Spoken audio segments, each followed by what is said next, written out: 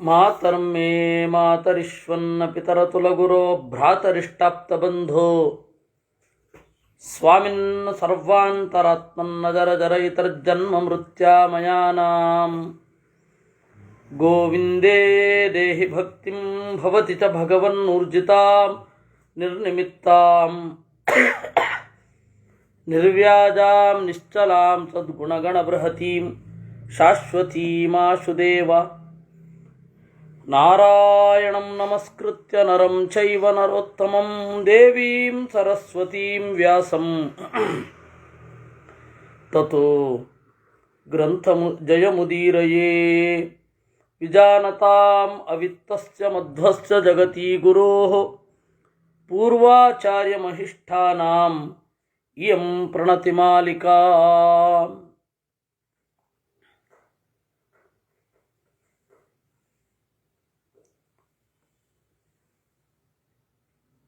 ನಿನ್ನೆ ನಾವು ಮಹಾಭಾರತದ ಪ್ರಸಂಗವನ್ನು ನೋಡಿದೆವು. ಇವತ್ತು ಅದೊಂದು ಅಧ್ಯಾಯವನ್ನು ನೋಡಲಿಕ್ಕಿದೆ. ಕಾರಣ ಏನು ಅಂದರೆ ಈ ಒಂದು ಅಧ್ಯಾಯವನ್ನು 15ನೇ ಅಧ್ಯಾಯವನ್ನು ನೋಡಿದ ಮೇಲೆ ತಾತ್ಪರ್ಯ ನಿರ್ಣಯಕ್ಕೆ ಬರೋಣ. ಕಥೆಗಳ 2-3 ವ್ಯತ್ಯಾಸಗಳಿದೆ. ಮಹಾಭಾರತದ ಕಥೆಯ ವ್ಯತ್ಯಾಸಗಳಿದೆ. ಅದನ್ನು ಹೇಳಲಿಕ್ಕೆ ಇದು ಒಂದು ಅಧ್ಯಾಯ ಮಾಡಿದ ಮೇಲೆ ತಾತ್ಪರ್ಯ ನಿರ್ಣಯವನ್ನು ನೋಡುವುದು ಉತ್ತಮ. ಈ ಹಿನ್ನೆಲೆಯಲ್ಲಿ 15ನೆಯ ಅಧ್ಯಾಯ 1ನೇ ಶ್ಲೋಕ. ತಮೇವ ಮುಕ್ತ್ವಾ ಗಾಂಧಾರಿ ಯುಧಿಷ್ಠಿರಮಪೃಚ್ಛತ ಕ್ವಸರಾಜೇತಿ ಸಕ್ರೋಧ ಪುತ್ರ ಪೌತ್ರವಧಾರ್ಧಿತ. ಭೀಮಸೇನನನ್ನು ವಿಚಾರಿಸಿಕೊಂಡು ಗಾಂಧಾರಿ ಯುಧಿಷ್ಠಿರನನ್ನ ಕುರಿತು ಕೇಳಿದಳು. ಕಣ್ಣು ಮುಚ್ಕೊಂಡಿದ್ದಾಳೆ, ಅವಳು ಕಣ್ಣು ಕಾಣ್ತಾ ಇಲ್ಲ. ಕೊಸರಾಜ ಎಲ್ಲಿ ಅವಳು, ಎಲ್ಲಿ ಅವನು ಅಂತಂದು. ಎಲ್ಲಿ ಅವನು ಅಂತನ್ಬೇಕಾದ್ರೆ ಆ ಸಿಟ್ಟು ಇತ್ತು. ಸಕ್ರೋಧ, ಯಾಕೆ ಸಿಟ್ಟು? ಪುತ್ರ ಪೌತ್ರ ವಧಾರ್ಧಿತ, ಮಗ ಮೊಮ್ಮಕ್ಕಳು ಎಲ್ಲ ಸತ್ತಿದ್ದಾರೆ. ತಾಮಭ್ಯಗಚ್ಚತ್ ಕೌಂತೇಯೋ ವೇಪಮಾನ ಕೃತಾಂಜಲಿ ಯುಧಿಷ್ಠಿರಸ್ತು ಗಾಂಧಾರೀಂ ಮಧುರಂ ವಾಕ್ಯಮಬ್ರವೀತ್. ವೇಪಮಾನಃ ಗಡಗಡ ನಡುಗ್ತಾ ಇದ್ದಾನೆ. ಕೃತಾಂಜಲಿ ಕೈಗಳನ್ನು ಮುಗಿದಿದ್ದಾನೆ. ಅಂತಹ ಯುಧಿಷ್ಠಿರ ಇಂಪಾಗಿ ನುಡಿದ. ಪುತ್ರಹಂತ ನೃಶಂಸೋಹಂ ತವದೇವಿ ಯುಧಿಷ್ಠಿರ ಶಾಪಾರ್ಹ ಪೃಥಿವೀನಾಚೆ ಹೇತುಭೂತಃ ಚಪಸ್ವ ಮಾಂ. ಪುತ್ರಹಂತ, ನಿನ್ನ ಮಕ್ಕಳನ್ನು ಕೊಂದವನು. ನೃಶಂಸಃ, ಕ್ರೂರ. ಶಾಪಾರ್ಹ, ನಿನ್ನ ಶಾಪಕ್ಕೆ ಯೋಗ್ಯ ನಾನು. ಪೃಥ್ವೀನಾಶೇ ಹೇತುಭೂತಃ, ಇಡೀ ಭೂಮಿ ನಾಶ ಆಗಲಿಕ್ಕೆ ನೇರವಾಗಿ ನಾನು ಕಾರಣ. ಮಾಂ ಶಪಸ್ವ, ನನಗೆ ಶಾಪ ಕೊಡು. ನಹಿಮೇ ಜೀವಿತೇನಾರ್ಥೋ ನರಾಜ್ಯೇನ ಸುಖೇನವಾ ತಾದೃಶಾನ್ ಸುಹೃದೋ ಹತ್ವಾ ಸುಮೂಢಸ್ಯ ಸುತದ್ರುಹ. ನಾನು ಬದುಕಿ ಏನು ಪ್ರಯೋಜನ? ನಹಿಮೇ ಜೀವಿತೇನ ಅರ್ಥ ನರಾಜ್ಯೇನ ಸುಖೇನ ಚ, ನನಗೆ ರಾಜ್ಯವಾಗಲಿ ಸುಖವಾಗಲಿ ಸಿಗಬಾರದು. ಯಾಕೆ ಅಂದರೆ ಎಲ್ಲ ಪ್ರೀತಿಸುವವರನ್ನು ಕಳೆದುಕೊಂಡಿದ್ದೇನೆ. ಈ ಹೊತ್ತಿನಲ್ಲಿ ಸುಖವನ್ನು ಅನುಭವಿಸೋದು ಅಂತಂದರೆ ಭಾರಿ ವೇದನೆ ಆಗತ್ತೆ. ತಮೇವಂ ವಾದಿನಂ ಭೀತಂ ಸನ್ನಿಕರ್ಷಾಗತಂ ತದಾ ನೋವಾಚ ಕಿಂಚಿತ್ ಗಾಂಧಾರಿ ನಿಶ್ವಾಸ ಪರಮಾನೃಪ. ಈ ರೀತಿಯಾಗಿ ನುಡಿದು ಭಯಗೊಂಡು ಸನ್ನಿಕರ್ಷಾಗತಂ, ಸನಿಹ ಬಂದಿರುವ, ಹತ್ತಿರ ಬಂದಿರುವ ಯುಧಿಷ್ಠಿರನನ್ನ ಕುರಿತು ಗಾಂಧಾರಿ ಏನೂ ಹೇಳಲಿಲ್ಲ. ನಿಶ್ವಾಸ ಪರಮ, ಬರೇ ನಿಟ್ಟುಸಿರು. ತಸ್ಯಾವನತ ದೇಹಸ್ಯ ಪಾದಯೋರ್ನಿಪತಿಷ್ಯತಃ ಯುಧಿಷ್ಠಿರಸ್ಯ ನೃಪತೇಃ ಧರ್ಮಜ್ಞ ಧರ್ಮದರ್ಶಿನಿ ಅಂಗುಲ್ಯಗ್ರಾಣಿ ದದೃಶೇ ದೇವಿ ಪಟ್ಟಾಂತರೇಣ ಸಾ. ಈ ರೀತಿಯಾಗಿ ತನ್ನನ್ನು ನಿವೇದಿಸಿಕೊಳ್ಳುತ್ತಾ ತನ್ನ ಅಡಿಗಳಿಗೆ ಬಿದ್ದು ಎದ್ದ ಯುಧಿಷ್ಠಿರನ ಕಾಲ್ಗಳನ್ನು ಕಣ್ಣಿಗೆ ಕಟ್ಟಿಕೊಂಡ ಪಟ್ಟಿಯ ಸಂದಿಯಿಂದ ನೋಡಿದಳಂತೆ.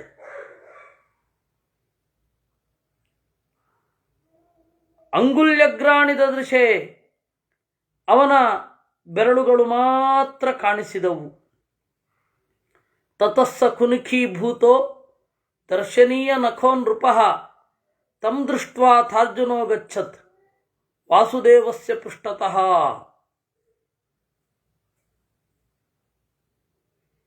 ಚಂದದ ಉಗಿರು ಯುಧಿಷ್ಠಿರನದ್ದು.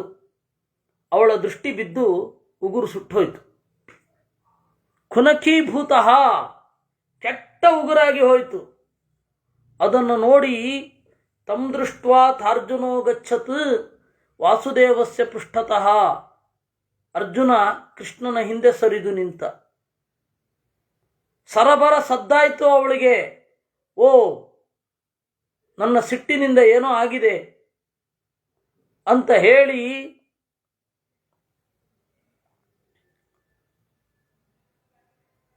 ಗೊತ್ತಾಯಿತು.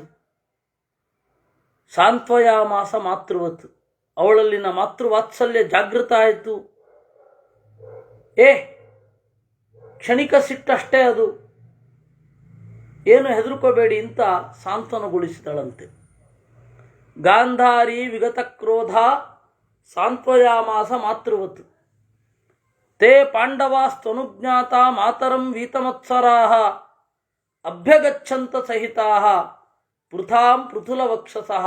ಆಮೇಲೆ ಪಾಂಡವರೆಲ್ಲ ಬಂದು ನಮಸ್ಕಾರ ಮಾಡಿ ಅವಳ ಅನುಮತಿಯನ್ನು ಪಡೆದು ಪೃಥಾಂ ಅಭ್ಯಗಚ್ಚಂತ, ಕುಂತಿಯ ಬಳಿಗೆ ಹೋದರು.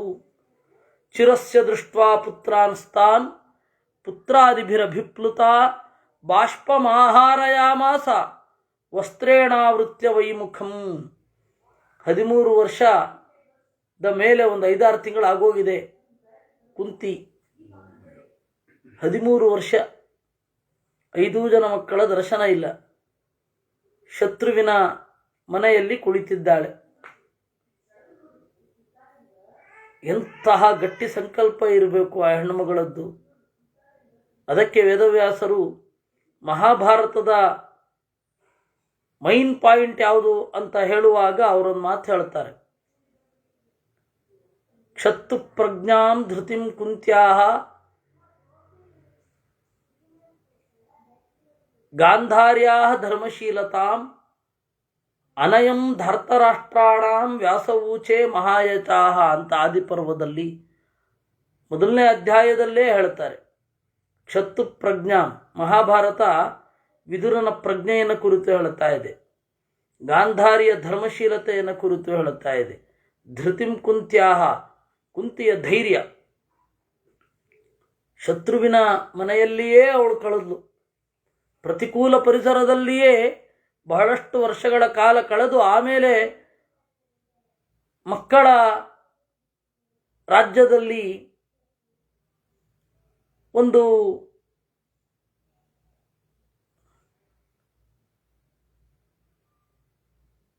ಹದಿನೆಂಟು ವರ್ಷ ಇದ್ಲು.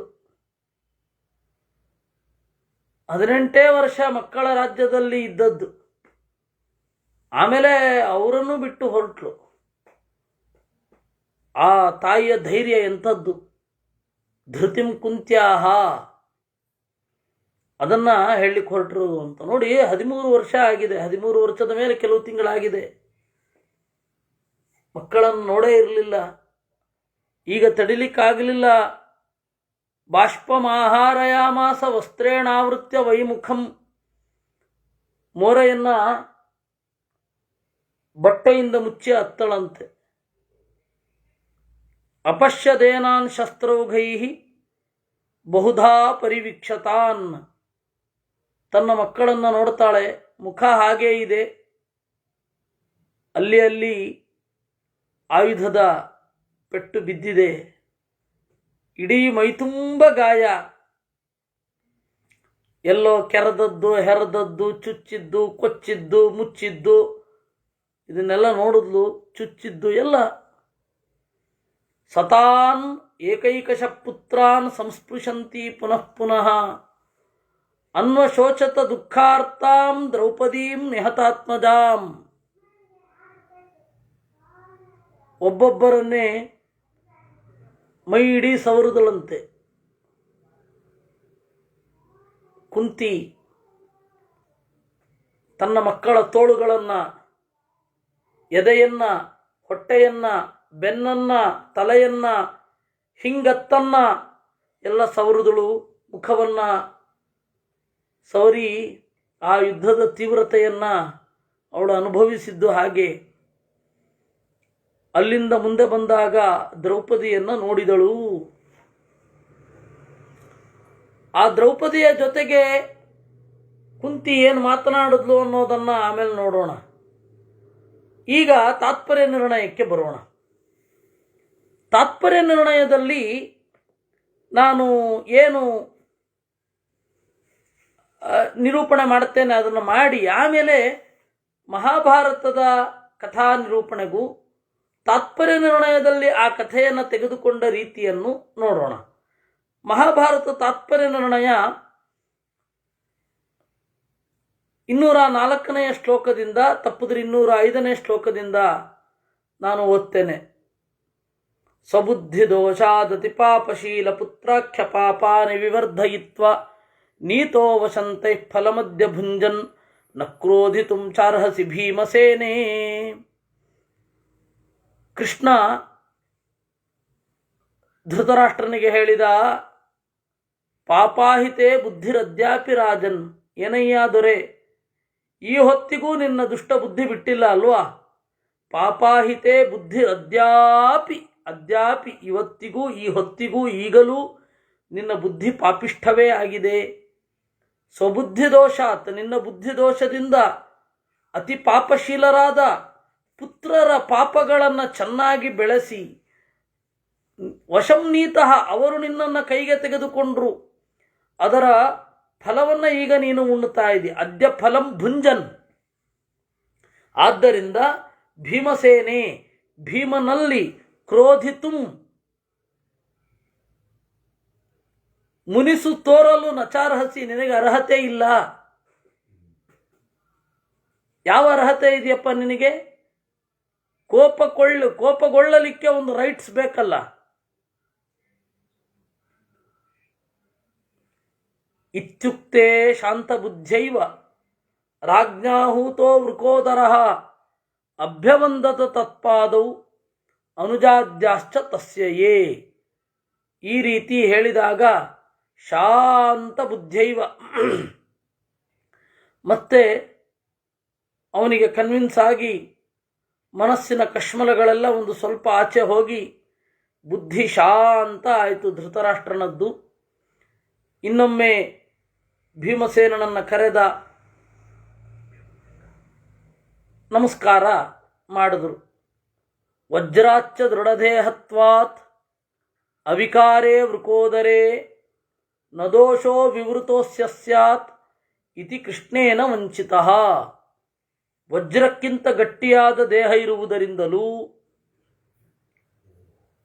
ಈ ವೃಕೋದರೇ ಭೀಮಸೇನನಲ್ಲಿ ವಿಕಾರವೇ ಇಲ್ಲದಿರುತ್ತಿರಲು ಅಸ್ಯ ಧೃತರಾಷ್ಟ್ರನ ದೋಷವು ನ ವಿವೃತಃ ಸ್ಯಾತ್.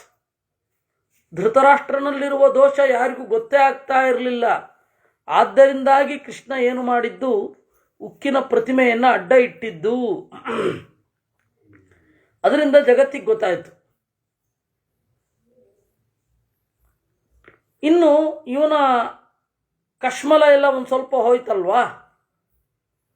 ಸರ್ವಾನ್ ಆಶ್ಲಿಷ್ಯ ಚ ಪ್ರೇಮ್ಣ ಯುಯೋಜ ನೃಪ ಆಶಿಷಃ. ಎಲ್ಲರನ್ನ ಆಲಿಂಗಿಸಿ ಪ್ರೀತಿಯಿಂದ ಆಶೀರ್ವಾದ ಮಾಡಿದ. ಹೀಗೆ ಧೃತರಾಷ್ಟ್ರನ ಒಳಗಡೆ ಇರುವ ಕಶ್ಮಲಗಳನ್ನು ತೆಗೆದಾಯಿತು ಸ್ವಲ್ಪ ಮಟ್ಟಿಗೆ. ಇನ್ನೂ ಉಂಟು, ಅದು ಮುಂದೆ ಯಾವಾಗ ತೆಗಿತಾನೆ ನೋಡೋಣ. ಸ್ವಲ್ಪ ಉಳಿಸಿದ. ಇನ್ನು ಗಾಂಧಾರಿ ಕುಲನಾಶಕರ ಪಾಪ ಶಾಪಯೋಗ್ಯಸ್ತವ ಹ್ಯಹಂ ಇತ್ಯುಕ್ತೈವ ಪ್ರಣಮತೋ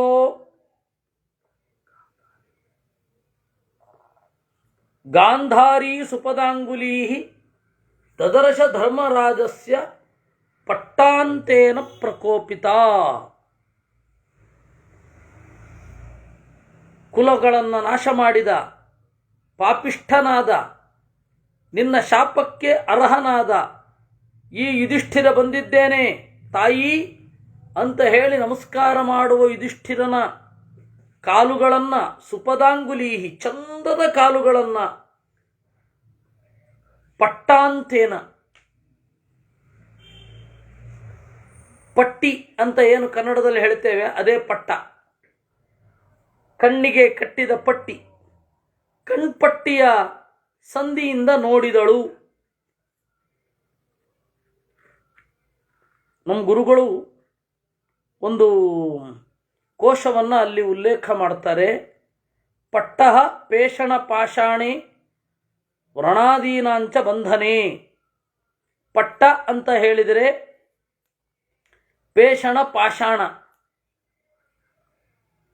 ಕುಟ್ಟುವ ಕಲ್ಲು, ಅಥವಾ ವ್ರಣಾದೀನಾಂಚ ಬಂಧನೆ, ಹುಣ್ಣು ಮೊದಲಾದವುಗಳನ್ನು ಕಟ್ಟಿದ್ರೆ ಅದನ್ನು ಪಟ್ಟ ಅಂತ ಕರೀತಾರೆ ಅಂತ. ಅದನ್ನೇ ಈಗ ಕನ್ನಡದಲ್ಲಿ ಪಟ್ಟಿ ಮಾಡಿದ್ದೀವಿ. ಕಟ್ಟಿದ ಪಟ್ಟಿಯನ್ನು ಪಟ್ಟಿ ಅಂತ ಬಳಸ್ತೇವೆ. ಮೂಲ ಸಂಸ್ಕೃತ ಪಟ್ಟ. ಪಟ್ಟಾಂತೇನ ಆ ಕಣ್ಣು ಪಟ್ಟಿಯ ಸಂಧಿಯಿಂದ ಕಂಡಳು. ತಸ್ಯಾ ಕ್ರೋಧಾಗ್ನಿ ನಿರ್ದಗ್ಧ ನಖಸ್ಸ ಕುನಖೋಭವತ್. ಅವಳ ಸಿಟ್ಟಿನಿಂದ ಕೂಡಿದ ಬೆಂಕಿಯಿಂದ ಅವನ ಉಗುರು ಸುಟ್ಟು ಹೋಯಿತು. ಕುನಖೋಭವತ್, ಕೆಟ್ಟ ಉಗುರಿನವನಾದ. ವಂದಮಾನಂ ಪುನರ್ಭೀಮ ಮಾಹಸ ಕ್ರೋಧ ವಿಹ್ವಲ. ಆಮೇಲೆ ಭೀಮಸೇನನಿಗೆ ಹೇಳಿದ್ದು. ನೋಡಿ, ನೀವು ಗಮನಿಸಿದ್ದೀರಾ ಮಹಾಭಾರತದಲ್ಲಿ ಯಾವ ತರಹದ ಆರ್ಡರ್ ಇದೆ? ಮೊದಲು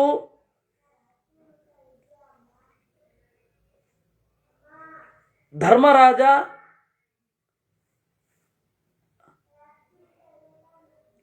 ನಮಸ್ಕಾರ ಮಾಡಿದ ಧೃತರಾಷ್ಟ್ರನಿಗೆ. ಆಮೇಲೆ ಭೀಮಸೇನ ನಮಸ್ಕಾರ ಮಾಡಿದ. ಭೀಮಸೇನ ನಮಸ್ಕಾರ ಮಾಡಿದಾಗ ಆ ಉಕ್ಕಿನ ಪ್ರತಿಮೆಯ ಪ್ರಸಂಗ ಅಲ್ಲಿ ಆಯಿತು. ಆಮೇಲೆ ಗಾಂಧಾರಿ ಭೀಮಸೇನನನ್ನು ನೇರವಾಗಿ ಪ್ರಶ್ನೆ ಮಾಡುತ್ತಾಳೆ ಮಹಾಭಾರತದಲ್ಲಿ, ಅಂದರೆ ಇವತ್ತಿನ ಮೂಲದಲ್ಲಿ. ಭೀಮ ಅದಕ್ಕೆ ಉತ್ತರ ಕೊಡ್ತಾನೆ. ಆಮೇಲೆ ಇವನು ನಮಸ್ಕಾರ ಮಾಡ್ತಾನೆ. ಯಾರು? ಧರ್ಮರಾಜ. ಮಧ್ವಾಚಾರ್ಯರು ಹೇಳಿದ್ರು ಅದು ಪ್ರಘಸ ಅನ್ನುವ ಸ್ಟೈಲ್ನಲ್ಲಿ, ಉಕ್ಷಣ ಅನ್ನುವ ಸ್ಟೈಲ್ನಲ್ಲಿ ನಿರೂಪಣೆ ಮಾಡಿದ ಕಥೆ ಅದು. ಕ್ರಮ ಏನು ಅಂತಂದರೆ ಇದೇ ಕ್ರಮ, ಅಂದರೆ ತಾತ್ಪರ್ಯ ನಿರ್ಣಯದಲ್ಲಿ ಹೇಳಿದ ಕ್ರಮ. ಏನು ಕ್ರಮ? ಧರ್ಮರಾಜ ಧೃತರಾಷ್ಟ್ರನಿಗೆ ನಮಸ್ಕಾರ ಮಾಡಿದ. ಆಮೇಲೆ ಭೀಮಸೇನ ನಮಸ್ಕಾರ ಮಾಡುವಾಗ ಉಕ್ಕಿನ ಪ್ರತಿಮೆಯ ಭಂಗ ಆಯಿತು. ಆಮೇಲೆ ಉಳಿದವರೆಲ್ಲ ನಮಸ್ಕಾರ ಮಾಡಿದ್ರು. ಅದೇ ಆರ್ಡರ್. ಧರ್ಮರಾಜ ಗಾಂಧಾರಿಗೆ ನಮಸ್ಕಾರ ಮಾಡಿದ. ಗಾಂಧಾರಿಯ ಕುಡಿಗಣ್ಣ ನೋಟದಿಂದ ಅವನ ಉಗುರು ಸುಟ್ಟು ಹೋಯಿತು. ಆಮೇಲೆ ಭೀಮಸೇನನನ್ನು ಪ್ರಶ್ನೆ ಮಾಡಿದ್ದು. ಹೀಗಾಗಿ ಮೂಲದಲ್ಲಿ ಇರುವ ಕ್ರಮ ಏನಿದೆ ಅದು ಕ್ರಮ ಸುಧುರ ಅಲ್ಲ, ಅಂದರೆ ಆರ್ಡರ್ ಆಗಿ ಹೇಳಲಿಲ್ಲ. ಅಲ್ಲಿ ಯಾವುದು ಪ್ರಮುಖಾಂಶ ಅದನ್ನು ಹೈಲೈಟ್ ಮಾಡಿಕೊಂಡು ಅದನ್ನು ಯಾವುದು ಪ್ರಧಾನವೋ ಅದನ್ನು ಹೇಳಿದ್ದಾರೆ. ಅದರಿಂದಾಗಿ ಅಲ್ಲಿ ಕ್ರಮ ವ್ಯತ್ಯಾಸ ಆಗಿದೆ. ಕ್ರಮ ಹೀಗಿಟ್ಕೊಳ್ಳಿ ಎಂದರು. ತಥಾಚ ಮಧ್ವಾಚಾರ್ಯರ ಕ್ರಮದ ರೀತಿಯಲ್ಲಿ ಧರ್ಮರಾಜ ಧೃತರಾಷ್ಟ್ರನಿಗೆ ಮೊದಲು ನಮಸ್ಕಾರ ಮಾಡಿದ. ಆಮೇಲೆ ಭೀಮಸೇನನ ನಮಸ್ಕಾರ. ಅಲ್ಲಿ ಉಕ್ಕಿನ ಪ್ರತಿಮೆಯ ಭಂಗ. ಆಮೇಲೆ ಉಕ್ಕಿನ ಪ್ರತಿಮೆಯಿಂದ ಗೊತ್ತಾಯಿತು ಧೃತರಾಷ್ಟ್ರನಿಗೆ ನನ್ನ ತಪ್ಪೇನು ಅಂತ. ಆಮೇಲೆ ಉಳಿದವರನ್ನ ನಮಸ್ಕಾರ ಮಾಡಿದ್ರು. ಅವರೆಲ್ಲರಿಗೂ ಆಶೀರ್ವಾದ ಮಾಡಿದ, ಭೀಮಸೇನನು ಸೇರಿದಂತೆ. ಆಮೇಲೆ ಮತ್ತೆ ಅದೇ ಕ್ರಮ. ಗಾಂಧಾರಿಗೆ ಮೊದಲು ಧರ್ಮರಾಜ ನಮಸ್ಕಾರ ಮಾಡಿದ. ಆಗ ಅವನ ಉಗುರಿಸಿ ಹುಟ್ಟಿತು. ಅವಳು ಕಣ್ಪಟ್ಟಿಯ ಎಡೆಯಲ್ಲಿ ಕಣ್ಣು ಹಾಯಿಸಿದ್ದರಿಂದ. ಈಗ ಭೀಮಸೇನ ಬರ್ತಾ ಇದ್ದಾನೆ. ಇದು ಕ್ರಮ. ಆಯ್ತಾ? ಅವಳು ಹೇಳಿದಳಂತೆ, ವಂದಮಾನಂ ಪುನರ್ಭೀಮ ಮಾಹಸ ಕ್ರೋಧ ವಿಹ್ವಲ ಅಧರ್ಮತ ಕಥಂ ಭೀಮ ಸುತಮ್ಯತ್ವಂ ನಿಜಘ್ನಿವಾನ್. ಏ ಭೀಮ, ನನ್ನ ಮಗನನ್ನು ಅಧರ್ಮದಿಂದ ಹೇಗೆ ಕೊಂದೆ ಅಂತ ಹೇಳಿದಾಗ, ಇತ್ಯುಕ್ತೋಸ್ಯ ಶಮಯಿತು ಕ್ರೋಧಮಗ್ರೇ ವೃಕೋದರಃ. ಮೊದಲು ಅವಳ ಕೋಪವನ್ನು ಶಮನ ಮಾಡೋಣ, ಆಮೇಲೆ ವಾಸ್ತವವನ್ನು ಹೇಳಿದರೆ ಆಯಿತು ಅಂತ ಇಟ್ಟುಕೊಂಡು ಅವಳಿಗೆ ಕೋಪಶಮನ ಆಗಬೇಕು. ಕೋಪಶಮನ ಆಗಬೇಕಾದ್ರೆ ಮಗನನ್ನು ಹೊಗಳಿದ್ರೆ ಕೋಪಶಮನ ಆಗತ್ತೆ, ಆಮೇಲೆ ವಾಸ್ತವವನ್ನು ಹೇಳಿದ್ರಾಯಿತು ಅಂತ ಇಟ್ಟುಕೊಂಡು ಪ್ರಾಣ ಸಂದೇಹೇ ಪಾಪಂ. ಅಯ್ಯೋ, ಅವನು ಬಹಳ ಬಲಿಷ್ಠ ಇದ್ದ, ನನ್ನ ಪ್ರಾಣ ಉಳಿಯುತ್ತೋ ಇಲ್ವೋ ಅನ್ನೋ ಸಂದೇಹ ಇತ್ತು, ಅದರಿಂದಾಗಿ ಹೊಡೆದೇ, ಪಾಪ ಇಲ್ಲ ಅಂದ ಫಸ್ಟ್. ಓಹ್, ನನ್ನ ಮಗನನ್ನು ಹೊಗಳುತ್ತಾ ಇದ್ದಾಳೆ ಅಂತ. ಆ ಟೈಮಿನಲ್ಲಿಯೂ ತಂದೆ ತಾಯಿಗಳ ಪ್ರೀತಿಯ ಸ್ವರೂಪ ಬಹಳ ವಿಚಿತ್ರ. ಅದನ್ನು ಹೀಗೆ ಅಂತ ಅಳತೆ ಮಾಡಲಿಕ್ಕೂ ಆಗಲ್ಲ. ಕೆಲವೊಮ್ಮೆ ಕೊಂದವನೇ ಮಗನನ್ನು ಹೊಗಳಿ ಅಯ್ಯೋ ಅನಿವಾರ್ಯ ಆಗಿತ್ತಮ್ಮ ಅಂತಂದರೆ, ಆ ಅನಿವಾರ್ಯ ಆಗಿತ್ತು ಅನ್ನುವ ಬೇಡಿಕೆಯಲ್ಲಿರುವ ಮಗನ ಹಿರಿಮೆಯನ್ನು ನೆನೆದು ಖುಷಿಪಡುವಂತಹ ಒಂದು ವಿಚಿತ್ರ ಮನೋಭಾವ ಇರುತ್ತೆ, ಎಲ್ಲರಲ್ಲಿ ಇರುತ್ತೆ, ವಿಶೇಷತಃ. ಹಾಗೆ ಇಲ್ಲಿ ಆಯಿತು. ಕೂಡಲೇ ಹೇಳಿದ, ಪಾಪಿನೋ ವಧೆ ಪಾಪಂ ನ ಸ್ಯಾತ್. ಪಾಪಿಯನ್ನು ಕೊಲ್ಲೋದ್ರಲ್ಲಿ ಪಾಪ ಏನು ಪುಣ್ಯ ಏನು ಅಂದ. ಇತ್ಯುಕ್ತ್ವಾ ತಾಂ ಪುನಃ ಪ್ರಾಹ ಪ್ರತಿಜ್ಞಾ ಹಾನಿಮಂತರ. ವಸ್ತುತಃ ಭೀಮಸೇನನಿಗೆ ಯಾವುದೇ ರೀತಿಯಲ್ಲಿ ಪ್ರತಿಜ್ಞೆಗಾಗಿ ತೊಡೆ ಹೊಡೆದ ಅಂತ ಅಲ್ಲಿ ಹೇಳಿದ್ದು. ಅವಳ ಹತ್ರ ಪ್ರತಿಜ್ಞೆಗಾಗಿ ತೊಡೆಗೆ ಹೊಡಿಬೇಕಾಯಿತು ದುರ್ಯೋಧನನಿಗೆ. ವಸ್ತುತಃ ಅವನು ತೊಡೆಗೆ ಹೊಡಿದೇ ಹೋದರೂ ಕೂಡ ಭೀಮಸೇನ ಎಷ್ಟು ಬಲಿಷ್ಠ ಅಂದರೆ ದುರ್ಯೋಧನ ಏನು ಮಾಡಲಿಕ್ಕೆ ಆಗ್ತಾ ಇರಲಿಲ್ಲ ಅವನಿಗೆ. ನಮೇಸ್ತಿ ಪ್ರಾಣ ಸಂದೇಹ ಇತಿಜಾನನು ವೃಕೋದರ. ಗೊತ್ತಿದೆ. ಅದರಿಂದಾಗಿ ಅವಳನ್ನು ಆರಂಭದಲ್ಲೇ ಅವಳಿಗೆ ಕನ್ವಿನ್ಸ್ ಮಾಡಬೇಕು ಅಂತ ಹೇಳಿ ಅವ ಏನು ಮಾಡಿದ, ಪ್ರಾಣ ಸಂದೇಹೆ, ತಾಯಿ ಏನೋ ನನ್ನ ಪ್ರಾಣ ಉಳಿಯೋದೇ ಡೌಟ್ ಆಗಿತ್ತು, ಅದಕ್ಕೆ ತೊಡೆಗೆ ಹೊಡೆದು ಕೊಂದೆ ಎಂದ. ಯಾಕೆಂದರೆ ಅವಳನ್ನು ಸತ್ಯದ ಕಡೆಗೆ, ಕಟು ಸತ್ಯದೆಡೆಗೆ ಕರೆತರಬೇಕು ಅನ್ನುವ ಒಂದೇ ಒಂದು ದೃಷ್ಟಿಯಿಂದ. ಕಟು ಸತ್ಯವನ್ನು ಹೇಳಬೇಕಾದ್ರೆ ಒಮ್ಮೆಲೆ ಕೆಲವೊಮ್ಮೆ ಹೇಳೋದು ಕಷ್ಟ ಆಗತ್ತೆ. ಕಟು ಸತ್ಯವನ್ನು ಹೇಳೋದ್ರ ಬಗ್ಗೆ ಒಂದು ಜೋಕ್ ಹೇಳಿಬಿಡ್ತೇನೆ. ನಗೆ ಕತ್ತರಿಯನ್ನು ಆಡಿಸಿ ಬಹಳ ದಿವಸ ಆಯಿತು. ನಾನು ರಷ್ಯಾದಲ್ಲಿ ಆ ಕಾಲದಲ್ಲಿ ಇದ್ದ ಒಂದು ಜೋಕ್.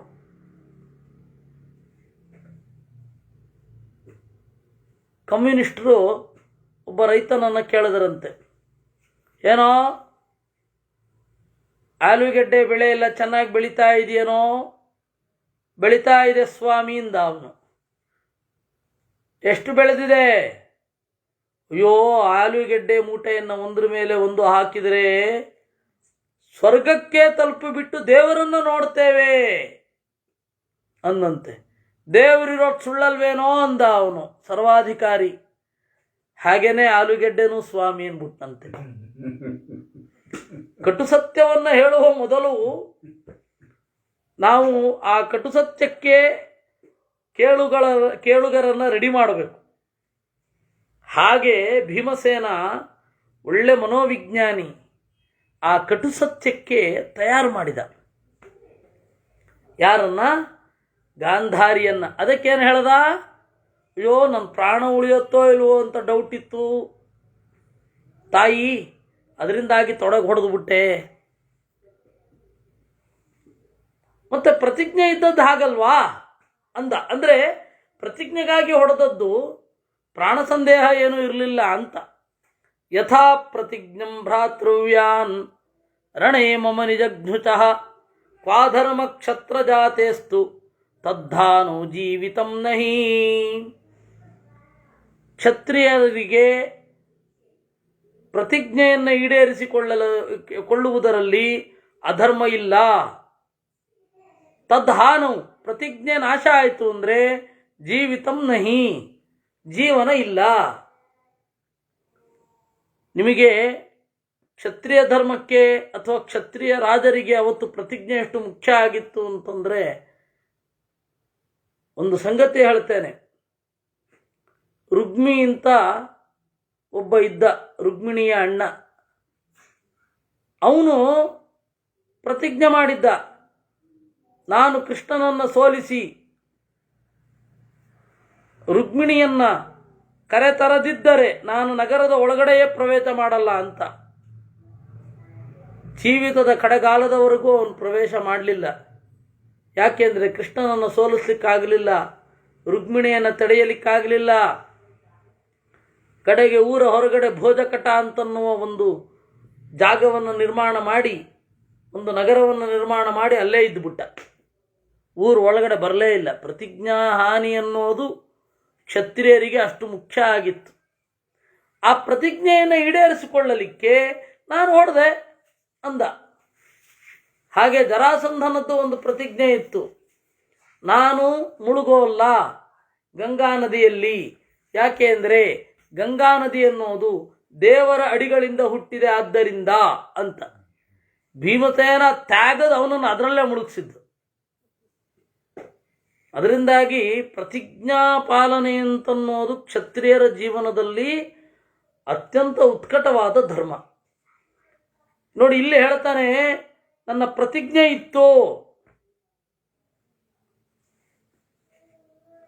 ನನ್ನ ಪ್ರತಿಜ್ಞೆ ಇದ್ದದ್ರಿಂದ ನಾನು ಹಾಗೆ ಮಾಡಿದೆ ಅಂತಂದ. ಆಮೇಲೆ ಮುಂದುವರಿತಾನೆ, ಪಾಪಾನ ಶುದ್ಧ ಧರ್ಮೇಣ ಹಂತವ್ಯ ಇತಿ ಚ ಶ್ರುತಿ. ಪಾಪಿಷ್ಠರು ಶುದ್ಧ ಧರ್ಮದಿಂದ ಪಾಪಿಷ್ಠರನ್ನು ಶುದ್ಧ ಧರ್ಮದಿಂದ ಕೊಲ್ಲಬಾರ್ದು. ಯಾಕೆಂದರೆ ಅವರು ಅತ್ಯಂತ ಅಧರ್ಮದಿಂದ ಜೀವನವನ್ನು ನಡೆಸಿರ್ತಾರೆ. ನಾವ್ಯಾಕ್ರಿ ಅವರನ್ನು ಹಾಕೊಳ್ಬೇಕು? ಇಡೀ ಜೀವನ ಅಧರ್ಮದಿಂದ ನಡೆಸಿದವರಿಗೆ ಕೊಲ್ಲೋದು ಮಾತ್ರ, ಕೊಂದ ಮೇಲೆ ಅದು ಪಾಪವೋ ಪುಣ್ಯವೋ ಅಥವಾ ಧರ್ಮವೋ ಅಧರ್ಮವೋ ಅಂತ ಪ್ರಶ್ನೆ ಬರುತ್ತಲ್ಲ. ಧರ್ಮವನ್ನು ಅವರ ಗೌರವಿಸಿದ್ದಾರೆ, ಧರ್ಮವನ್ನು ಗೌರವಿಸದೇ ಇರೋದ್ರಿಂದಲೇ ಯುದ್ಧ ಮಾಡಬೇಕಾದ ಪ್ರಸಂಗ ಬಂತು. ಅವ್ರನ್ನೇನು ನೀವು ಹೇಳೋದು ಧರ್ಮದಿಂದ ಕೊಲ್ಲಬೇಕು ಅಧರ್ಮದಿಂದ ಕೊಲ್ಲಬೇಕು ಅಂತ? ಅಸಂಗತ ಇದು. ಎಲ್ಲರೂ ಹೀಗೆ ಮಾಡೋದು. ಏನೇ ಆಗಲಿ ಆ ಕಳ್ಳನನ್ನು ಹಿಂಗೆ ಕೊಲ್ಲಬಾರ್ದಿತ್ತು ಅಂತಲೇ ಇವ್ರದೆಲ್ಲ ವಾದ. ಅವ್ರು ಅಲ್ಲಿ ತನಕ ಇಡೀ ಜೀವನದಲ್ಲಿ ಅವರು ಅದನ್ನು ಪಾಲನೆ ಮಾಡ್ಕೊಂಡು ಬಂದ್ರ ಇಲ್ಲ.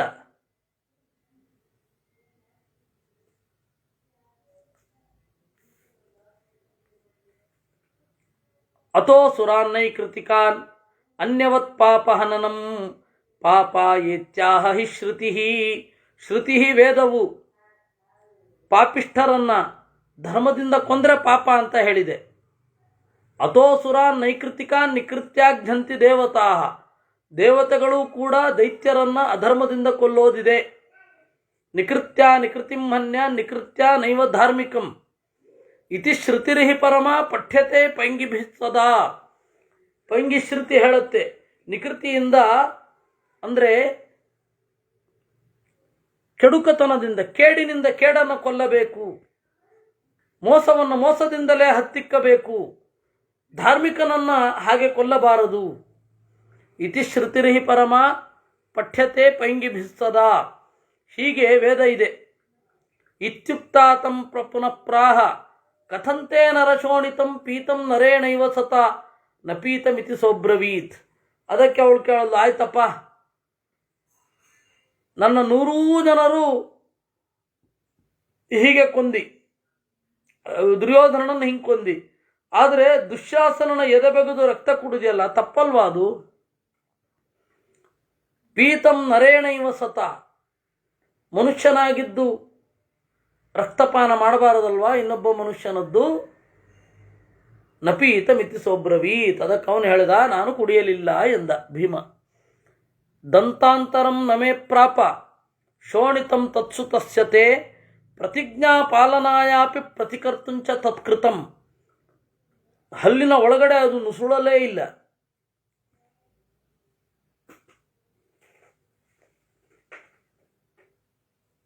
ಪ್ರತಿಜ್ಞಾ ಪಾಲನಾಯಾಪಿ,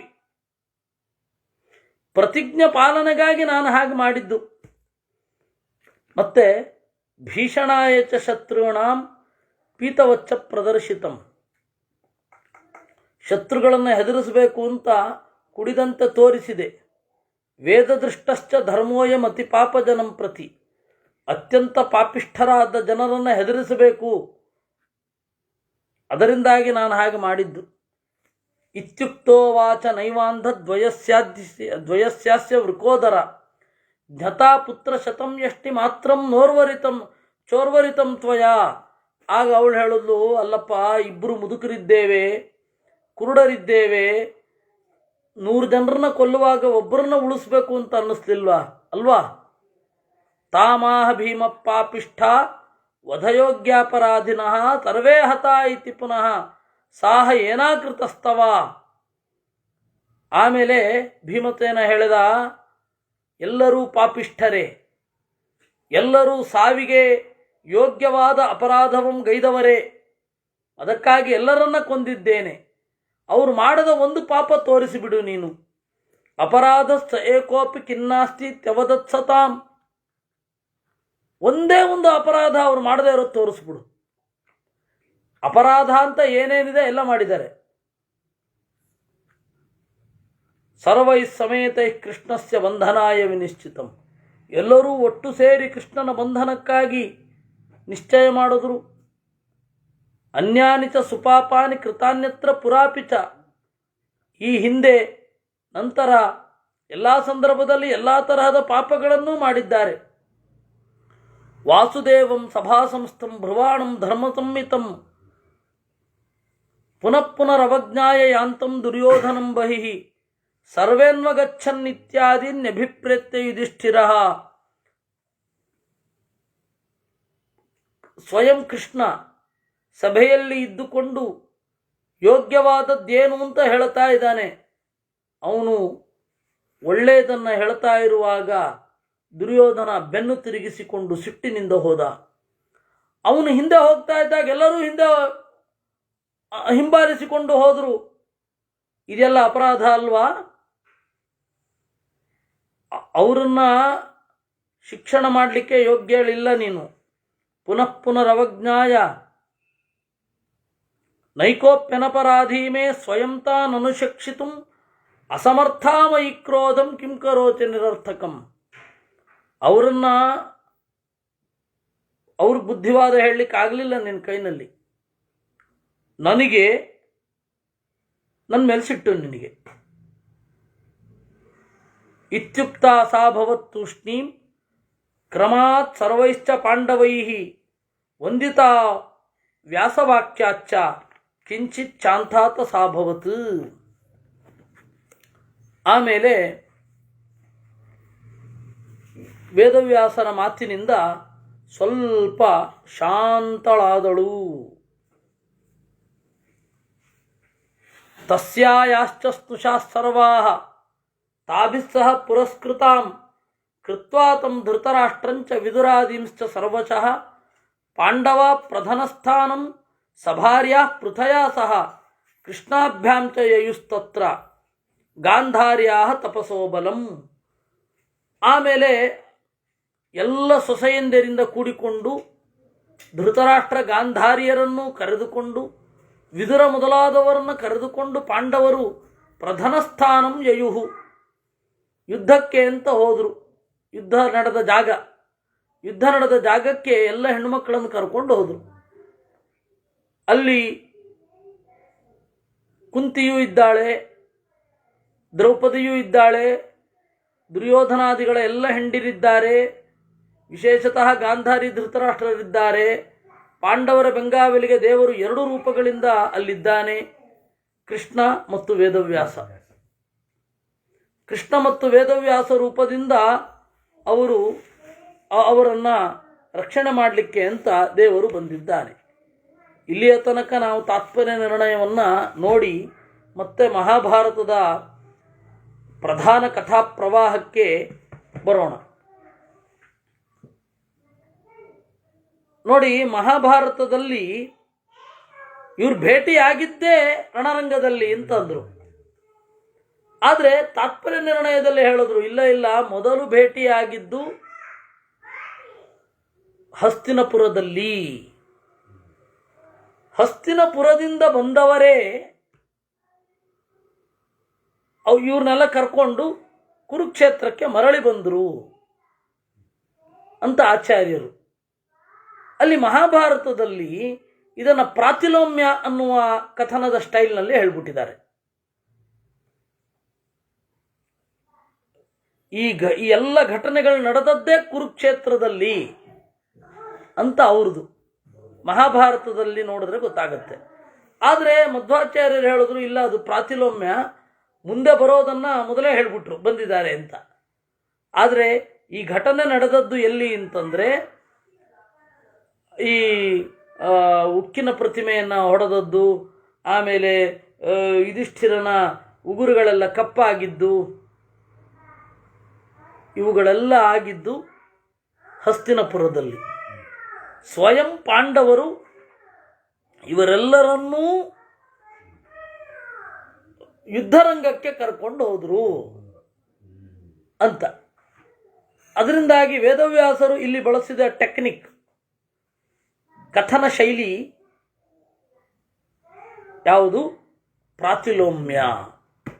ಅಂದರೆ ಮುಂದಿನ ಘಟನೆಗಳನ್ನು ಮೊದಲೇ ಹೇಳ್ಬಿಡೋದು, ಮೊದಲು ನಡೆಯೋ ಘಟನೆಯನ್ನು ನಂತರ ಹೇಳೋದು.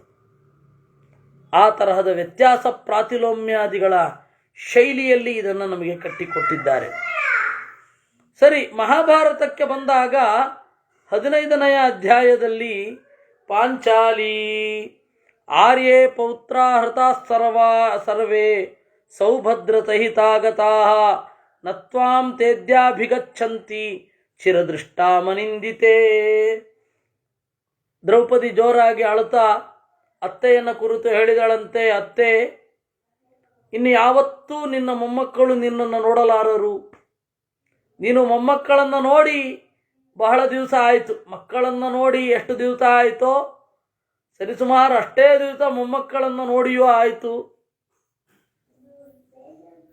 ಪ್ರಾಯ ಇನ್ನು ಮುಂದೆ ಯಾವತ್ತೂ ಅವ್ರನ್ನ ನೋಡೋದಿಲ್ಲ ನೀನು. ಯಾಕೆಂದರೆ ಯಾರಾದರೂ ಇದ್ದೇ ತಾನೇ ನೋಡಲಿಕ್ಕೆ, ಎಲ್ಲ ಸತ್ತಿದ್ದಾರೆ. ನತ್ವಾಂ ಕಿನ್ನು ರಾಜ್ಯೇನ ಮೇ ಕಾರ್ಯಂ ವಿಹೀನಾಯ ಸುತೈರ್ವರೈಹಿ. ಒಳ್ಳೆ ಮಕ್ಕಳನ್ನು ಕಳೆದುಕೊಂಡ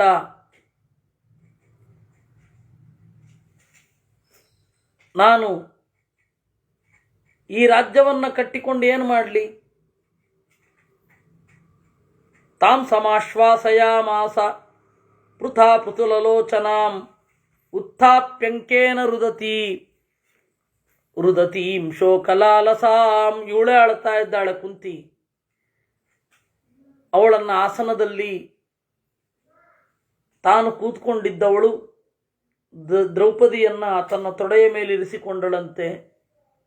ಆವಾಗ ದ್ರೌಪದಿಗೆ 68-69 ವಯಸ್ಸು. ಅವಳಿಗಿಂತ ಇವಳು ಹಿರಿಯಳು. ಯಾರು? ಕುಂತಿ. ದೊಡ್ಡ ಮಗನಿಗೆ 72, ಅಂದರೆ ಧರ್ಮರಾಜ. ಅವನಿಗಿಂತ ಎಷ್ಟೋ 20-30 ವರ್ಷಕ್ಕೆ ದೊಡ್ಡವಳು ಅವಳು. ಅಂತಹ ಕುಂತಿ 69 ವರ್ಷದ ತನ್ನ ಸೊಸೆಯನ್ನು ತೊಡೆಯ ಮೇಲಿರಿಸಿಕೊಂಡು ಸಮಾಧಾನ ಮಾಡಿದಳಂತೆ. ತಯೈವ ಸಹಿತಾ ತತ್ರ ಪುತ್ರೈರನುಗತಾ ಪೃಥಾ ಅಭ್ಯಗಚ್ಚತ ಗಾಂಧಾರೀಂ ಆರ್ತಾಂ ಆರ್ತಸ್ವರ ಸ್ವಯಂ. ಆಮೇಲೆ ಕುಂತಿ ಗಾಂಧಾರಿಯ ಕಡೆಗೆ ತೆರಳಿದಳು ಮಕ್ಕಳಿಂದ ಕೂಡಿಕೊಂಡು. ತಾಮುವಾಚಾಥ ಗಾಂಧಾರಿ ಸಹ ಕುಂತ್ಯಾ ಯಶಸ್ವಿನೀಂ ಮೈವಂ ಪುತ್ರೀತಿ ಶೋಕಾರ್ಥ ಪಶ್ಯ ಮಾಂ ಅಪಿ ದುಃಖಿತಾಂ. ಆಮೇಲೆ ಗಾಂಧಾರಿ ದ್ರೌಪದಿಗೆ ಸಮಾಧಾನ ಮಾಡಿದಳಂತೆ. ಮೈವಂ ಪುತ್ರೀತಿ ಶೋಕಾರ್ಥ, ಮಗಳೇ ದುಃಖ ಪಡಬೇಡಮ್ಮ, ನೋಡು ನಾನು ಮಕ್ಕಳನ್ನು ಕಳ್ಕೊಂಡಿದ್ದೇನೆ. ಮನ್ಯೇ ಲೋಕ ವಿನಾಶೋಯಂ ಕಾಲ ಪರ್ಯಾಯ ಚೋದಿತಃ ಅವಶ್ಯ ಭಾವಿ ಸಂಪ್ರಾಪ್ತ ಸ್ವಭಾವಾದ್ರೋ ಮಹರ್ಷಣಃ. ಲೋಕನಾಶ ಒದಗಿದೆ, ಕಾಲದ ಸಂಕಲ್ಪ ಅವಶ್ಯಭಾವಿ ಆಗಲೇಬೇಕಾಗಿದೆ. ಇದಂತು ಸಮನುಪ್ರಾಪ್ತಂ ವಿದುರಸ್ಯ ವಚೋ ಮಹತ್ ಆಸೀದ್ ಅಸಿದ್ಧಾನುನಯೇ ಕೃಷ್ಣೇ ಯದುವಾಚ ಮಹಾದ್ಯುತಿ. ಬೇಕಾದಷ್ಟು ಪ್ರಯತ್ನಪಟ್ಟ ದುರ್ಯೋಧನನಿಗೆ ಹೇಳಲಿಕ್ಕೆ ಆ ದುರ್ಯೋಧನ ಪಾಪಿ ಕೇಳಲಿಲ್ಲ. ಅವಾಗ ಕಡೆಗೆ ಕೈ ಚೆಲ್ಲಿ ಈ ಮಾತಾಡಿದ. ಅಸ್ಮಿನ್ ಅಪರಿಹಾರ್ಯೇರ್ಥೆ ವ್ಯತೀತೆ ಚ ವಿಶೇಷತಃ ಮಾಶುಚೋ ನಹಿ ಶೋಚ್ಯಾಸ್ತೆ ಸಂಗ್ರಾಮೇ ನಿಧನಂ ಗತಾಃ. ಇದು ಅಪರಿಹಾರ್ಯ ಅಂತ. ಅದರಿಂದ ಮಾಶುಚಃ, ನೀನು ದುಃಖ ಪಡಬೇಡ. ನಹಿ ಶೋಚ್ಯಾಸ್ತೆ, ಸತ್ತವರು ಯಾರೂ ಕೂಡ ದುಃಖಕ್ಕೆ ಅರ್ಹರೂ ಅಲ್ಲ. ಏಕೆಂದರೆ ಯುದ್ಧದಲ್ಲಿ ತಾನೇ ಸತ್ತಿರೋದು. ಸಾಮೂಹಿಕ ರೋಗ ಬಂದೋ ದುರ್ಮರಣಕ್ಕೋ ಈಡಾಗಲಿಲ್ವಲ್ಲ. ಯಥೈವತ್ವಂ ತಥೈವಾಹಂ ಕೋಮಾಂ ಆಶ್ವಾಸಯಿಷ್ಯತಿ ಮಮ ಚೈವಾಪರಾಧೇನ ಕುಲಮೇತದ್ವಿನಾಶಿತಂ. ನನ್ನ ಅಪರಾಧ ಕಡೆಗೆ ನಾನು ನನ್ನ ಮಕ್ಕಳನ್ನು ಸರಿಯಾದ ದಾರಿಯಲ್ಲಿ ಬೆಳೆಸಲಿಲ್ಲ ಅಂತ ಹೇಳಿ ಗಾಂಧಾರಿ ಹೇಳಿಕೊಂಡಳು ಅನ್ನುವಲ್ಲಿಗೆ 15ನೆಯ ಅಧ್ಯಾಯ ಮುಗಿದಿದೆ. ಇನ್ನು 16ನೆಯ ಅಧ್ಯಾಯ. ಏವಮುಕ್ತ್ವಾ ತು ಗಾಂಧಾರಿ ಕುರುಣಾಂ ಅವಕರ್ತನಂ ಅಪಶ್ಯತ್ ತತ್ರ ತಿಷ್ಠಂತಿ ಸರ್ವಂ ದಿವ್ಯೇನ ಚಕ್ಷುಷಾ. ಈ ರೀತಿಯಾಗಿ ನುಡಿದು ಗಾಂಧಾರಿ ಕುರುಕ್ಷೇತ್ರದ ರಣಾಂಗಣದಲ್ಲಿ ನಿಂತು ದಿವ್ಯೇನ ಚಕ್ಷುಷ, ಒಳಗಣ್ಣಿನಿಂದ ಸರ್ವಂ ಅಪಶ್ಯತ್, ಎಲ್ಲವನ್ನೂ ಕಂಡಳು. ಗಾಂಧಾರಿ ಚ ಮಹಾಭಾಗ ತಮಾನೌ ವ್ರತಚಾರಿಣಿ ಉಗ್ರೇಣ ತಪಸಾಯುಕ್ತ ಸತತಂ ಸತ್ಯವಾದಿನಿ. ಗಾಂಧಾರಿ ಉಗ್ರವಾದ ತಪಸ್ಸಿನಿಂದ ಕೂಡಿಕೊಂಡು ವರದಾನೇನ ಕೃಷ್ಣಸ್ಯ ಮಹರ್ಷೇ ಪುಣ್ಯಕರ್ಮಣಃ ದಿವ್ಯಜ್ಞಾನ ಬಲೋಪೇತ ವಿವಿಧಂ ಪರ್ಯದೇವಯತ್. ಪುಣ್ಯಕರ್ಮಣಃ, ಸುಂದರವಾದ ಕೆಲಸ ಇರುವ ಮಹರ್ಷೇ ಕೃಷ್ಣಸ್ಯ ವೇದವ್ಯಾಸರೂಪಿ ಪರಮಾತ್ಮನ ವರದಿಂದ ಕೂಡಿಕೊಂಡು ದಿವ್ಯಜ್ಞಾನ ಬಲೋಪೇತ, ಅಲೌಕಿಕವಾದ ಜ್ಞಾನದಿಂದ ಕೂಡಿಕೊಂಡು ವಿವಿಧಂ ಪರ್ಯದೇವಯತ್, ಜೋರಾಗಿ ಅತ್ಲಂತೆ. ದದರ್ಶಸಾ ಬುದ್ಧಿಮತಿ ದೂರಾದೇವ ಯಥಾಂತಿಕೆ ರಣಾಜಿರಂ ತದ್ವೀರಾಣಾಂ ಅದ್ಭುತಂ ರೋಮಹರ್ಷಣಂ. ಅವಳು ಅತ್ಯಂತ ಹತ್ತಿರದಲ್ಲಿ ಇರುವಂತೆ ಕಂಡ್ಲು. ಅವಳಿಗೆ ಹೊಸದಾಗಿ ಕಾಣ್ತಾ ಇರೋದು ಇದು. ನೆನಪಿಸಿಕೊಳ್ಳಿ, ದುರ್ಯೋಧನ ದುಶ್ಯಾಸನಾದಿಗಳನ್ನು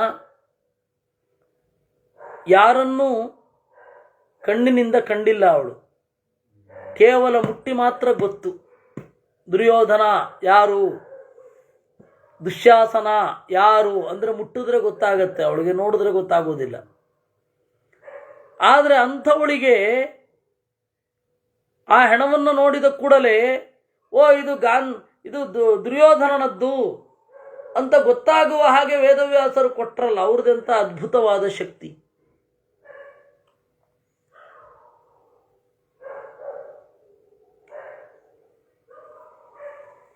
ಅವಳು ನೋಡಿದಳು ಹೇಗಿತ್ತು ರಣಾಂಗಣ ಗಾಂಧಾರಿಯ ಕಣ್ಣಿನಿಂದ.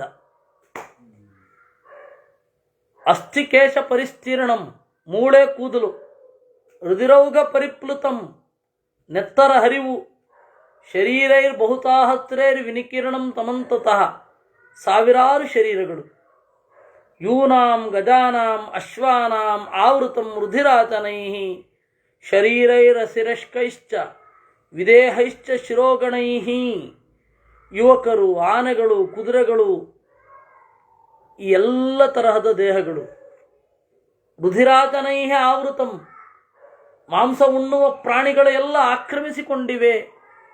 ಅಸಿರಶ್ಕೈ ಶರೀರೈ, ಎಷ್ಟೋ ತಲೆ ಇರದ ಶರೀರಗಳನ್ನು ನೋಡಿದಾಳಂತೆ, ದೇಹ ಇಲ್ಲ. ಇನ್ನು ಕಡೆ ಎಷ್ಟೋ ಕಡೆ ಕೇವಲ ತಲೆ ಇದೆ, ಶರೀರವೇ ಇಲ್ಲ. ಗಜಾಶ್ವ ನರವೀರಾಣಾಂ ನಿಸ್ಸತ್ವೈರಭಿಸಂವೃತಂ, ಸೃಗಾಲವಲ ಗೋಮಾಯು ಕಂಕ ಕಾಕ ನಿಷೇವಿತಂ. ನರಿ, ಗಿಡುಗ, ಕಾಗೆ, ಕಾಕಪೋಕಗಳೆಲ್ಲ ನಿಂತಿವೆ. ಮೋದನಂ ಪುರುಷಾದಾನಾಂ ರಕ್ಷಸಾಂ ಕುಲಸಂಕುಲಂ, ನರಭಕ್ಷಕರಾದ ರಕ್ಕಸರಿಗೆ ಔತಣವೀವ. ಅಶಿವಾಭಿಶ್ಚಿವಾಭಿಶ್ಚ, ಹೆಣ್ಣು ನರಿಗಳಿಂದ ಊಳಿಡಲ್ಪಡುತ್ತಿರುವ. ಗೃಧ್ರ ಸೇವಿತಂ ಗೃಧ್ರನಾದಿತಂ, ಗೃಧ್ರ ಹದ್ದು. ತಥೋ ವ್ಯಾಸಾಭ್ಯನುಜ್ಞಾತೋ ಧೃತರಾಷ್ಟ್ರೋ ಮಹೀಪತಿ. ಆಮೇಲೆ ಇವೆಲ್ಲ ವೇದವ್ಯಾಸರ ಅನುಮತಿಯಿಂದಲೇ ಆಗಿದ್ದು. ನೋಡಿ, ಇಲ್ಲಿ ಹೇಳ್ತಾರೆ. ಫಸ್ಟು ನಿಜವಾಗಿ 9ನೇ ಶ್ಲೋಕ ಮೊದಲನೇದಾಗಿ ಬರಬೇಕಿತ್ತು. ವೇದವ್ಯಾಸರ ಅನುಮತಿಯಂತೆ ಧೃತರಾಷ್ಟ್ರ ಮತ್ತು ಪಾಂಡವರ ಮಕ್ಕಳು, ಅಂದರೆ ಪಾಂಡವರು ಎಲ್ಲರೂ ಜಗ್ಮು ರಾಯೋಧನಂ ಪ್ರತಿ, ಯುದ್ಧ ಭೂಮಿಗೆ ಹೋದರು, ಮೊದಲು ಬರಬೇಕಿತ್ತು. ಅವಳು ನೋಡಿದ್ಲು ಅಂತ ಹೇಳ್ಬಿಟ್ಟು ಆಮೇಲೆ ಇದನ್ನು ಹೇಳ್ತಾರೆ. ಇದನ್ನು ಉಕ್ಷಣ ಅಂತ ಕರೆಯೋದು, ಈ ಶೈಲಿಯನ್ನು. ಸಮಾಸಾಧ್ಯ ಕುರುಕ್ಷೇತ್ರಂ ತಾಸ್ತ್ರಿಯೋ ನಿಹತೇಶ್ವರಾಹ, ಅಪಶ್ಯಂತ ಹತಾನ್ಸ್ತತ್ರ ಪುತ್ರಾನ್ ಭ್ರಾತೃನ್ ಪ್ರಿಯಾನ್ ಸಖೀನ್. ಎಲ್ಲ ಅಣ್ಣ ತಮ್ಮಂದಿರು ಎಲ್ಲರೂ ನೋಡ್ತಾ ಇದ್ದಾರೆ. ಗಂಡ ಇದ್ದಾನೆ, ಅಣ್ಣ ಇದ್ದಾನೆ, ತಮ್ಮ ಇದ್ದಾನೆ, ಅಪ್ಪ ಇದ್ದಾನೆ, ಮಗ ಇದ್ದಾನೆ. ಭೂತೈ ಪಿಶಾಚೈ ರಕ್ಷೋಭಿ, ಭೂತಗಳು, ಪಿಶಾಚಗಳು, ರಾಕ್ಷಸರು, ಥರಥರದ ರಕ್ಕಸರು. ರುದ್ರಾಕ್ರೀಡ ನಿಭಂ ದೃಷ್ಟ್ವಾ ತದಾ ವಿಶಸನಂ ಸ್ತ್ರೀಯ, ಕುರರೇವ ಶೋಕಾರ್ಥ ವಿಕ್ರೋಶಂತ್ಯೋ ನಿಪೇತಿರೆ. ಹೆಣ್ಣು ಮಕ್ಕಳೆಲ್ಲ ಇದನ್ನು ನೋಡಿ ತಡೆಯಲಾಗದೆ ಕುಸಿದು ಧೋಪ್ ಅಂತ ಬಿದ್ದರು. ಅದೃಷ್ಟಪೂರ್ವಂ ಪಶ್ಯಂತ್ಯೋ ದುಃಖಾರ್ಥ ಭರತ ಸ್ತ್ರೀಯ, ಶರೀರೇಶು ಸ್ಖಲಂತ್ಯಶ್ಚ ನೆಪತನಶ್ಚ ಪರಾಸುವತ್. ಆ ಶರೀರದ ಮೇಲೆ ಬಿದ್ದರಂತೆ ಎಷ್ಟೋ ಜನ. ಅದನ್ನು ನೋಡಲಿಕ್ಕೆ ಆಗ್ತಾ ಇಲ್ಲ ಅವ್ರು ಅಳೋದನ್ನು. ಆಗ ದೃಷ್ಟ್ವಾ ಯೋಧನಮತ್ಯುಗ್ರಂ ಧರ್ಮಜ್ಞ ಸುಬಲಾತ್ಮಜ ತತಸ್ಸ ಪುಂಡರೀಕಾಕ್ಷ ಆಮಂತ್ರ್ಯ ಪುರುಷೋತ್ತಮಂ ಕುರುಣಾಂ ವೈಶಸಂ ದೃಷ್ಟ್ವಾ ದುಃಖಾದ್ವಚನಮಬ್ರವೀತ್. ಕೃಷ್ಣನನ್ನ ಕೃಷ್ಣ ಅಂದ್ಲಂತೆ ಪುಂಡರೀಕಾಕ್ಷಂ. ಅವನನ್ನು ಕರೆದು ನೋಡುದ್ಯಾ ಅಂತಂದ್ಲು.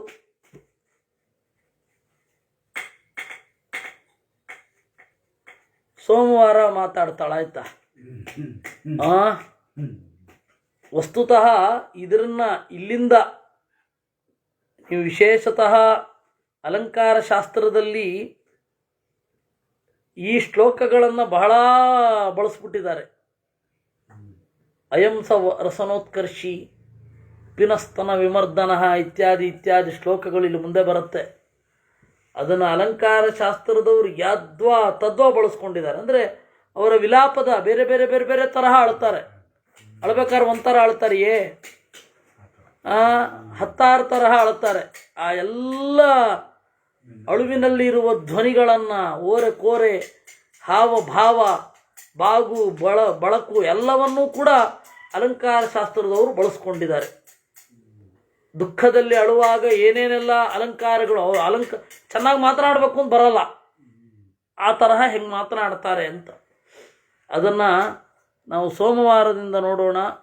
ನಾಳೆ ಯಥಾಪ್ರಕಾರ ಶನಿವಾರ ಭಾನುವಾರ ವಾಲ್ಮೀಕಿ ರಾಮಾಯಣ ಇರುತ್ತೆ. ಪ್ರಾಯ ನಾಳೆ ನಾಡಿದ್ದು ಸೀತೆ ಹಾಗೂ ರಾಮರ ಜಗಳ ಅದನ್ನು ನಾವು ನೋಡಲಿದ್ದೇವೆ ಅಂತ ಅಂದ್ಕೊಳ್ಳುತ್ತೇನೆ. ನೋಡ್ತೇವೆ. ಸೀತೆ ಹಾಗೂ ರಾಮರು ಇಬ್ಬರು ತಾತ್ವಿಕವಾಗಿ ಭಿನ್ನಾಭಿಪ್ರಾಯವನ್ನು ಧರಿಸಿದವರ ಹಾಗೆ ಬಿಸಿ ಬಿಸಿ ಚರ್ಚೆ ನಡೆಸ್ತಾರೆ. ಅಂದಾಗಿ ಎಲ್ಲರಲ್ಲಿ ಕಾಮನ್ ಅದು. ಅವರೇ ಹಾಗೆ ಮಾಡಿದ್ಮೇಲೆ ಇಲ್ಲೆಲ್ಲ ಇರಲ್ವೇ? ಅದನ್ನು ನಾವು ನಾಳೆ ನೋಡೋಣ ಅಂತ ಹೇಳ್ತಾ ಇವತ್ತಿನ ಚಿಂತನೆಯನ್ನು ದೇವರಲ್ಲಿ ಅರ್ಪಿಸೋಣ. ಅರ್ಪಣಮಸ್ತು. ಅಪ್ಪ ನಿಜವಾಗ್ಲೂ ಸೀತೆ ಮತ್ತೆ